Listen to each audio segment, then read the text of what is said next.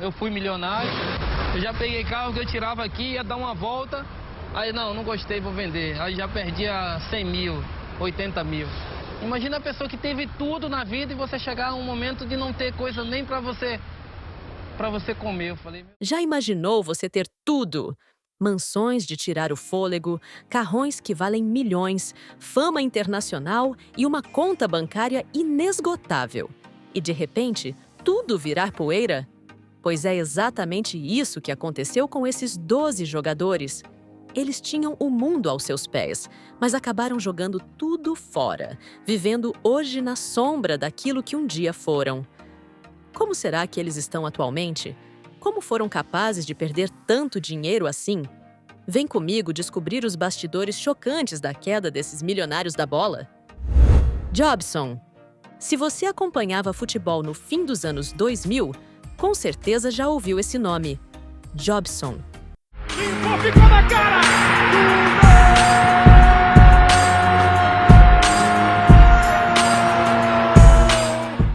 No auge, era apontado como o novo fenômeno, um dos jogadores mais promissores do país. Veloz, habilidoso, destemido. Tinha tudo para brilhar com a camisa da seleção brasileira. Mas talento não segura ninguém quando o estilo de vida é autodestrutivo. Você junta com a galera, aí você tem as mulherzadas, tem tudo que tem os convites. Você acaba se envolvendo, quando você vai ver, você já está envolvido. E você tá fazendo coisas que você não fazia antes e você não se liga naquilo. Jobson caiu rápido. Primeiro nas baladas, depois nas drogas. Você gastava em cada balada? Assim, é complicado de falar, né? Porque, na hora você nem vê o impulso. Quando tá bem, parece tudo mais fácil para você. É a história que muitos atletas já contam. Em um dos momentos mais tristes da sua carreira, foi suspenso após um exame antidoping detectar cocaína. Notaram a presença de cocaína na urina de Jobson. Um baque público que jogou seu nome na lama e escancarou a vulnerabilidade de um jovem que nunca foi preparado para o sucesso. O Brasil todo sabe, né? Quando eu caí no doping, todo mundo sabe. E é uma pergunta até constrangedora que não tem como nem correr dela. Revelou em um raro momento de franqueza. Mesmo assim, ele teve mais chances. Voltou ao Botafogo, passou por Atlético Mineiro, rodou em vários clubes. Mas onde ele ia, os fantasmas iam junto. Indisciplina, prisões, escândalos, humilhações públicas.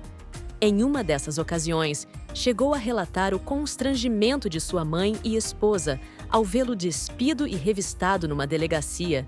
É ruim você fazer procedimentos, passar humilhação, a sua esposa aí abaixar, tirar roupa, a sua mãe. As pessoas te olhar assim como um coitado, um cara que estava fazendo um gol em todo o Brasil, vendo o cara preso. Jobson virou um andarilho da bola. Percorreu clubes pequenos, reapareceu aqui e ali, mas nunca mais reencontrou o nível que um dia parecia natural para ele. Hoje, está no futebol do Espírito Santo, tentando se manter ativo, talvez em busca de redenção. Um talento desperdiçado. Não por falta de dom, mas por falta de direção. Você acha que o futebol deveria ter feito mais por ele?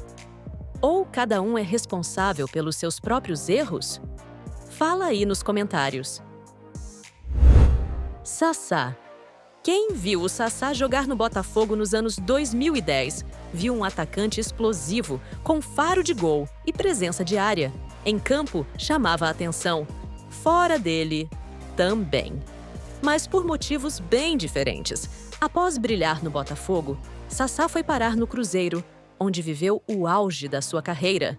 Conquistou títulos importantes, como a Copa do Brasil em 2017 e 2018, e ganhou fama, dinheiro, reconhecimento. Aí tava na sala assim, e o dinheiro tava tudo separado assim, ó. Em montinho. Um monte. Mano, mas a mesa toda assim, ó, cheia de dinheiro. Porra, quando eu olhei aquilo ali, eu falei, mano, que é isso, cara? Tá ligado? Mas não soube lidar com nenhum desses três. Muitas coisas também que eu poderia ter evitado e não evitei. Quando, mesmo eu apareci, quando eu falei, caralho, mano, virei famoso. Mas que a gente poderia dar uma seguradinha um pouquinho, só um pouquinho só aqui. Dá pra... Disse ele em um depoimento sincero, deixando claro que a fama chegou rápido demais e a maturidade tarde demais. Sassá mergulhou num estilo de vida movido à ostentação, festas e decisões impulsivas. Gastava como se o dinheiro nunca fosse acabar. O problema? Acabou. E rápido. Comportamentos polêmicos e problemas extracampo o colocaram em xeque. Foi dispensado por justa causa pelo Coritiba, algo raro e pesado no mundo do futebol. Isso depois de perder contratos e oportunidades valiosas por causa da sua conduta. Muitas coisas eu poderia ter evitado e não evitei, admitiu, numa das declarações mais autênticas de sua trajetória. Mas diferente de muitos outros nomes dessa lista, Sassá está tentando escrever um novo capítulo. Hoje, veste a camisa do Amazonas Futebol Clube na Série B do Brasileirão.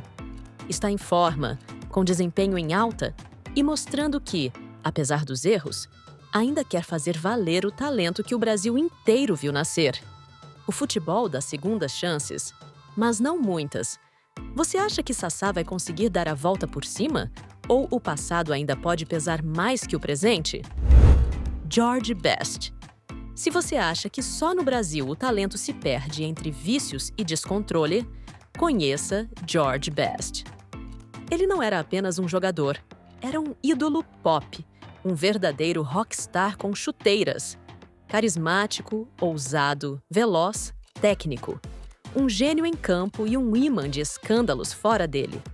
Ídolo eterno do Manchester United, George Best venceu a Liga dos Campeões, conquistou a cobiçada Bola de Ouro e foi considerado por muitos um dos maiores da história do futebol europeu.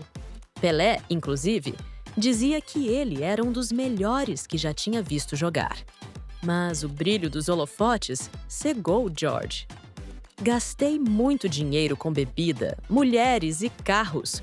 O resto eu desperdicei, dizia ele, com a sinceridade amarga de quem perdeu tudo, mesmo rindo. Best viveu como poucos. Ostentava mansões, carros de luxo e uma vida de excessos que parecia não ter fim. Mas teve. O álcool foi seu grande inimigo. Entrou em clínicas de reabilitação diversas vezes. Em 2002, passou por um transplante de fígado. Mesmo assim, não largou a bebida. Morreu em 2005, aos 59 anos, de falência múltipla dos órgãos. Rico em talento, mas pobre em paz. Paul Gascoigne. Se o futebol inglês tivesse um capítulo só sobre loucura e genialidade, o nome dele estaria em letras garrafais. Paul Gascoigne, o eterno Gaza. Com a camisa do Newcastle, Tottenham e da seleção inglesa, ele não jogava futebol. Ele pintava quadros em movimento. Dribles imprevisíveis, visão de jogo absurda e um carisma que hipnotizava os torcedores. No auge, encantou o mundo na Copa de 1990, sendo considerado o motor da Inglaterra naquele torneio. Mas se em campo ele voava, fora dele era como um avião sem piloto. Gaza mergulhou no álcool como quem mergulha numa piscina sem ver a profundidade. Chegou a beber 4 garrafas de uísque por dia. Sim, por dia. E como se isso não bastasse, as drogas vieram logo em seguida, como companheiras de um roteiro que parecia escrito para dar errado. Foi flagrado semiconsciente em um hotel em Portugal. Foi internado dezenas de vezes. Perdeu milhões em festas, carros e decisões impulsivas.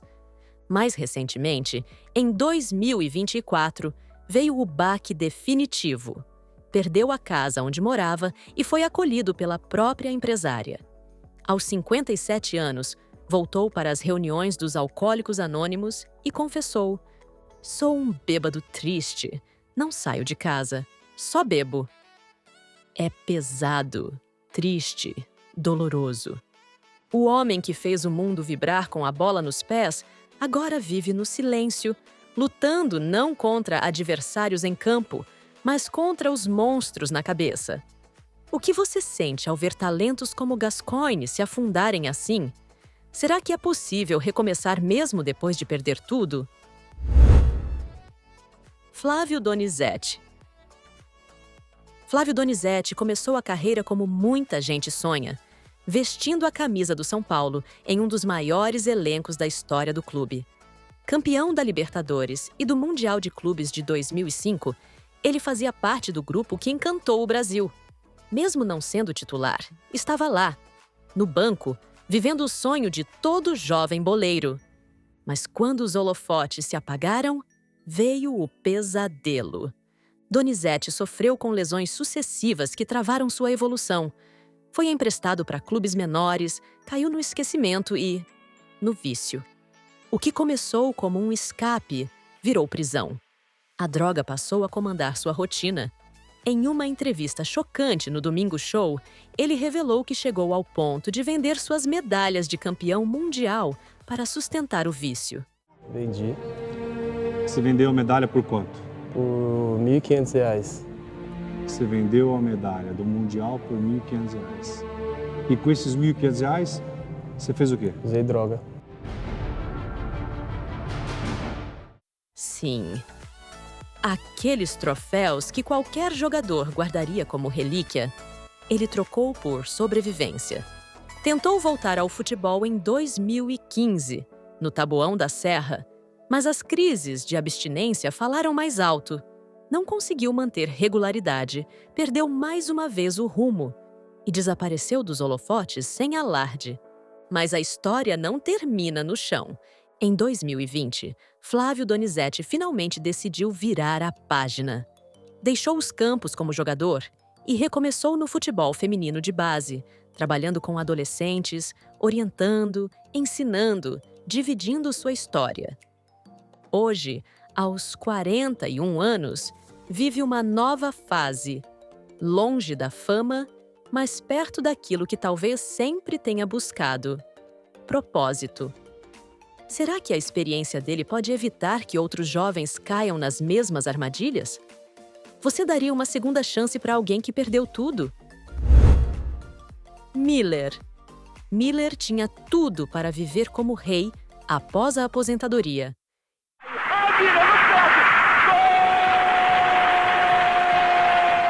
Ídolo do São Paulo, colecionador de títulos, Libertadores, Mundial de Clubes e até Copa do Mundo em 1994 com a seleção brasileira.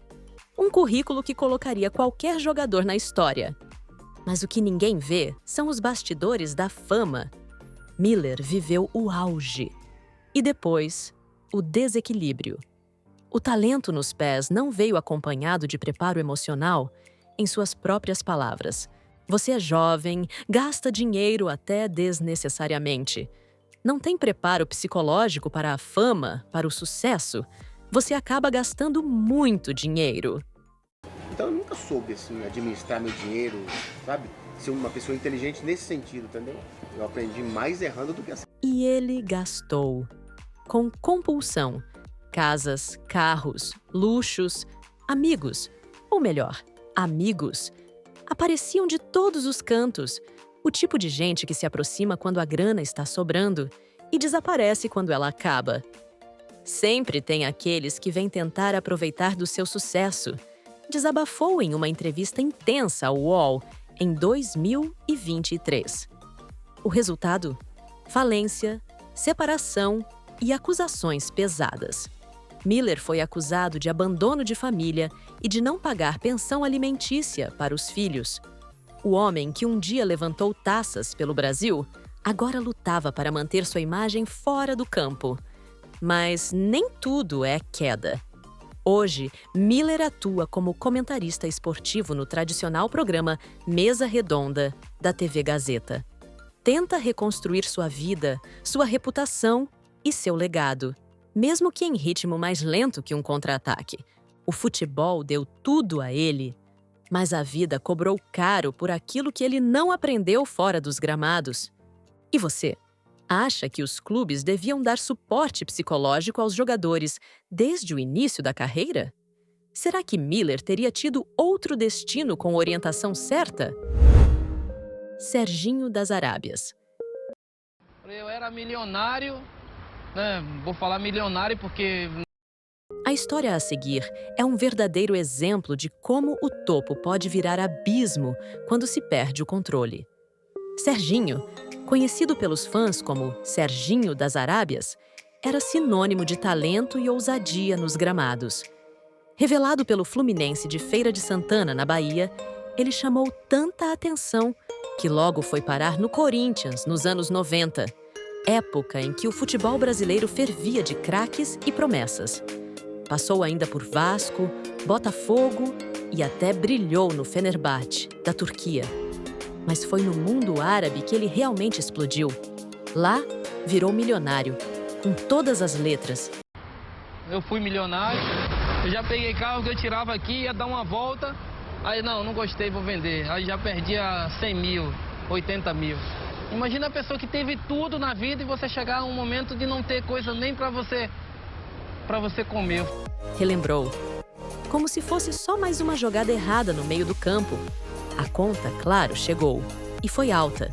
Os 26 imóveis que um dia teve só no Rio de Janeiro sumiram. O dinheiro evaporou em festas, carros, noites intermináveis e impulsos incontroláveis. Em entrevista ao Sport TV, Serginho soltou uma frase que corta o coração. Imagina a pessoa que teve tudo na vida e chega num momento em que não tem nem o que comer. Eu falei, meu Deus do céu, o que vou fazer agora da minha vida? Ele, que já foi milionário, voltou a viver de aluguel e até passou fome. Mas a história não acaba em tragédia. Em 2011, ele pendurou as chuteiras e em 2019 se converteu ao islamismo, buscando um novo propósito. Em 2021, atuava no futebol do Fluminense de Feira, agora como técnico. E deixa um recado forte para a nova geração. Quando ganhar seu dinheirinho, aplique, porque lá na frente você pode precisar e não vai ter mais volta. E você, já tinha ouvido falar dessa história? Comenta aí o que mais te impressionou. Os 26 imóveis? A falência? Ou a volta por cima? Marinho Chagas. Se você viveu os anos 70, é impossível esquecer dele. Cabelos loiros esvoaçantes, estilo ousado e um chute potente que deixava qualquer goleiro com medo.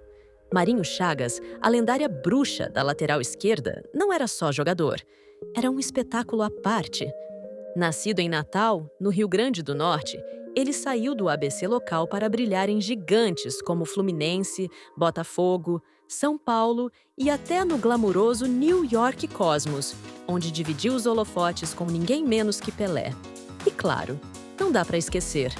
Foi titular da seleção brasileira na Copa do Mundo de 1974, na Alemanha Ocidental, e saiu de lá como o melhor lateral esquerdo do torneio. Um título que poucos podem ostentar. Com todo esse sucesso, o dinheiro veio em ondas. E ele não economizava. Carrões, viagens, festas e noites tão intensas quanto seus jogos. Mas o brilho dos refletores logo foi ofuscado por um inimigo silencioso e devastador: o álcool. Mesmo ainda aparecendo em eventos e sendo reverenciado pelos fãs mais saudosos, Marinho já não era o mesmo. A fortuna escoou como areia entre os dedos, levada por anos de festas, vícios e má administração. Nos últimos anos de vida, ele trabalhava em programas esportivos locais em Natal, tentando manter-se próximo da paixão que nunca o abandonou: o futebol. Mas a saúde cobrou de um preço alto demais.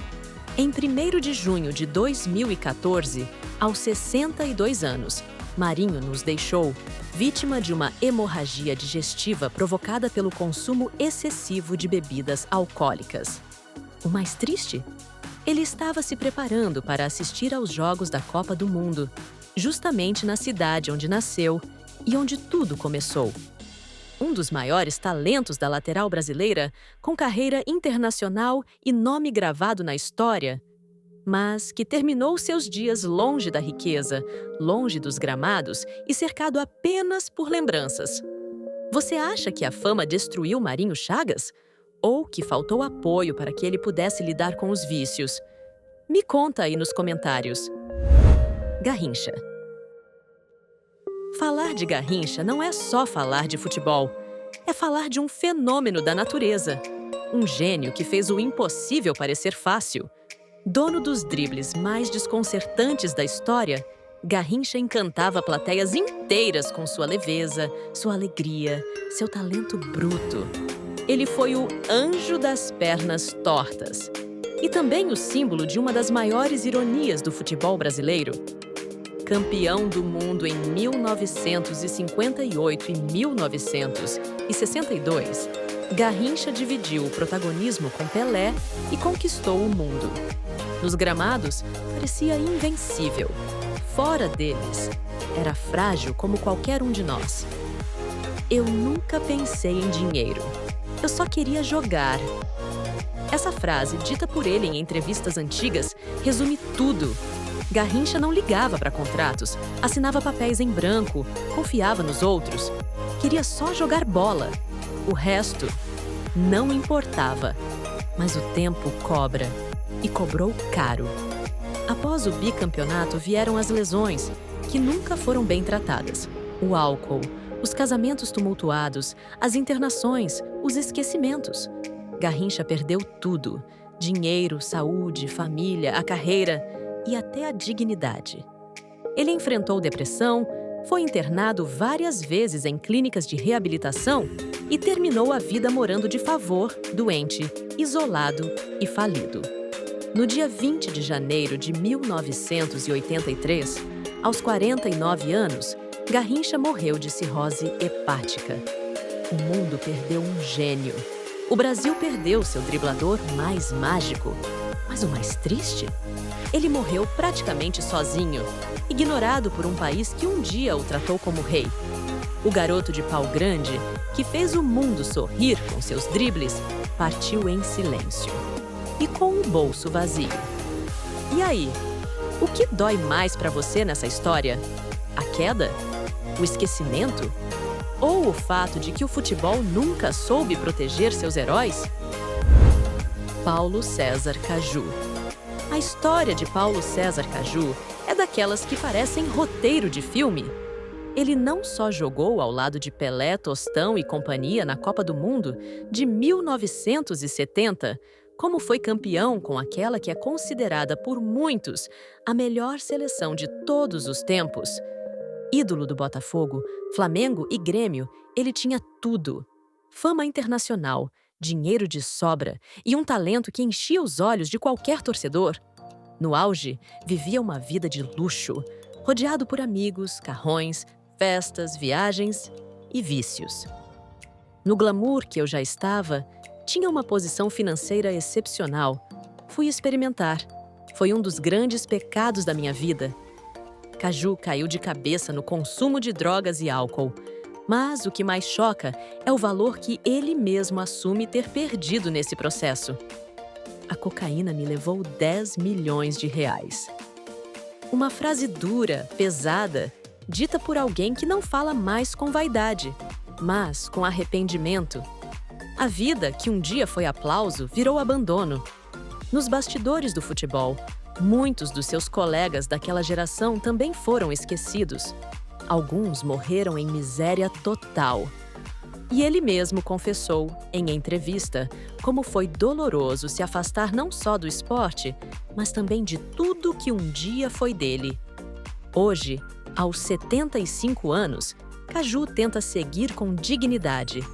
Trabalha como olheiro do clube francês Olympique de Marseille e atua também para a empresa Global Esportes, buscando novos talentos no futebol brasileiro. Depois de perder tanto, inclusive a própria identidade por um tempo, ele parece estar reencontrando um novo papel: o de alertar, orientar, servir de exemplo, mesmo que pelo erro. Você acha que o futebol brasileiro dá o devido apoio a seus ídolos depois que eles param? Ou será que o abandono é parte do jogo? Escreve aí nos comentários. Marcelinho Paraíba. Se você acompanhou o futebol nos anos 2000, com certeza já ouviu: Marcelinho Paraíba neles. Camisa 10 clássico, habilidoso, decisivo. Ele passou por Flamengo, São Paulo, Grêmio e ainda brilhou na Alemanha, jogando por clubes como o Hertha Berlim e o Wolfsburg. Dentro de campo, craque. Fora de campo, uma tempestade de escolhas erradas. Em plena Europa, Marcelinho vivia como se estivesse em um camarote eterno. Chegou a gastar 30 mil euros por mês só com farras, amigos, pagodes e ostentação. Ele mesmo admitiu. Gastei demais, muito com festas, carros, luxos e deixei de pensar no futuro. A conta chegou, como sempre chega. Após a aposentadoria, em 2020, começou a enfrentar problemas financeiros, acusações na justiça e processos de pensão alimentícia. O nome dele, que antes estampava camisas e capas de jornais esportivos, passou a aparecer nas páginas policiais. Mas, como vimos em algumas histórias aqui, Marcelinho não se entregou. Hoje atua como técnico de futebol, já treinou times como o 13 da Paraíba e segue ativo no cenário esportivo. Mais do que isso, ele virou palestrante, usando a própria trajetória como alerta para os jovens atletas que acham que fama é sinônimo de eternidade. Não é sobre ganhar, é sobre saber manter. Eu não sou exemplo, sou aviso, disse certa vez. E você, acredita que quem caiu pode mesmo servir de guia para quem está começando? Escreve aí o que achou dessa jornada do Marcelinho. E aí, depois de tudo isso, qual dessas histórias te tocou mais? Foi o Garrincha, que encantou o mundo e morreu no esquecimento? O Jobson, que teve o talento nas mãos, mas se perdeu nas escolhas? Ou o George Best, que parecia ter nascido para brilhar e terminou lutando contra si mesmo? A verdade é que a vida fora dos gramados pode ser ainda mais cruel que dentro de campo. E quando o apito final soa, não são os títulos que seguram o jogador, é o que ele faz com a própria história. Comenta aqui embaixo, qual desses jogadores mais te surpreendeu? E qual você acha que ainda merece uma segunda chance? Já deixa o like, se inscreve no canal se ainda não for inscrito e ativa o sininho para não perder nenhum vídeo como esse. E agora, clica nesse vídeo aqui do lado, que também vai te deixar de boca aberta. Te espero lá!